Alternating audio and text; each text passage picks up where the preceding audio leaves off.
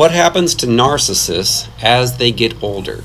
As narcissists get older, they end up facing serious mental issues due to hearing demons giving them thousands of thoughts every day, often going on medication and needing doctor's supervision. As they reach their late 30s, they become very challenging for many to deal with.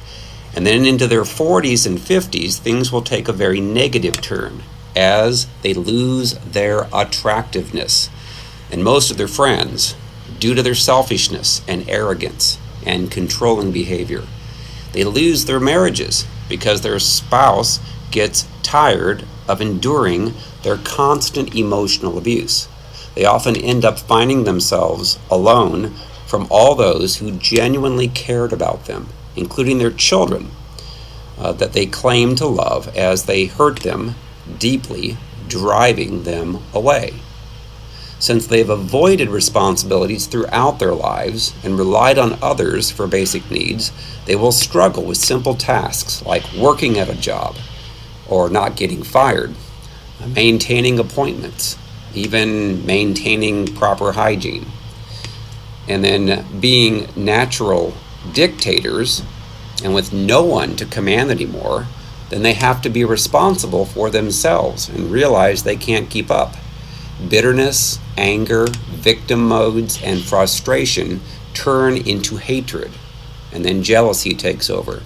Their tactics backfire because they have no one left to blame but themselves.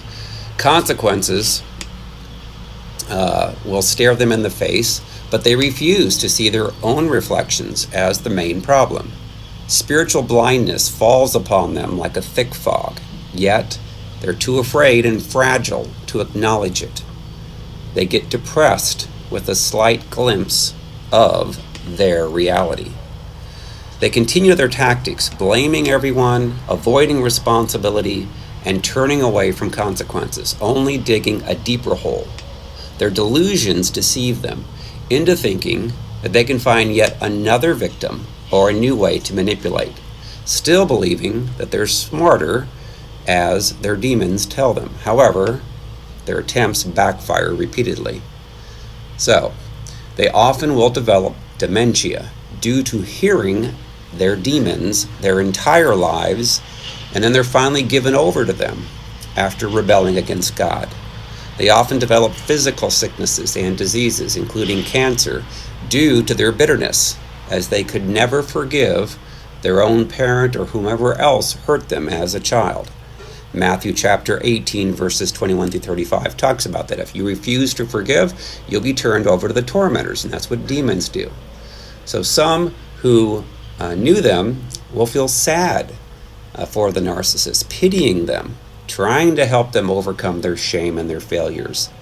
The spiritual roots of those who are narcissistic are the demonic spirits of Jezebel and Leviathan, causing them to be selfish, controlling, demanding, abusive, prideful, and sexually immoral and destructive.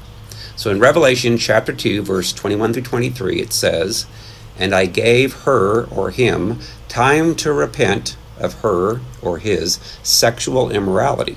And she," or he, "did not repent.